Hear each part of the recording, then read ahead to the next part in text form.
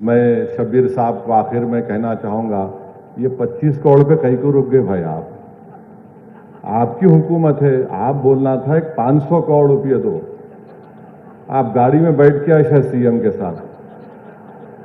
25 نہیں، آپ دیکھیے یہ ہمارے وقف بورڈ چیئرمین ہے، مائنارٹی فائنانس کارپوریشن ہے، اردو اکیڈمی ہے، ان سب کو آپ بولنا تھا ان سب کو ایک 25 کروڑ روپے دے تو کچھ کرتے لوگ.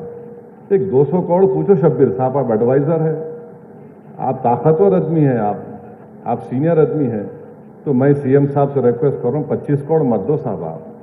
آپ دیے تو ایک کم سے کم 500 کروڑ ان لوگوں کو دیے تو دوا کے ٹن ٹناٹن کام شروع ہو جاتا پورا.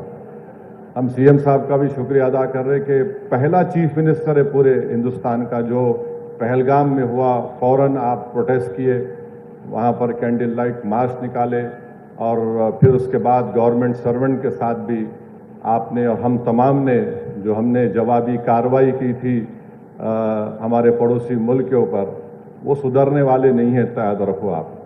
اب آپ دعا کرو، حج کو جا رہے، اللہ ان کی دم کو سیدھا کرے، ورنہ پھر وقت آئے گا ان کو اور سیدھا کرنا پڑے گا. واخر دعوانا الحمدللہ رب العالمین.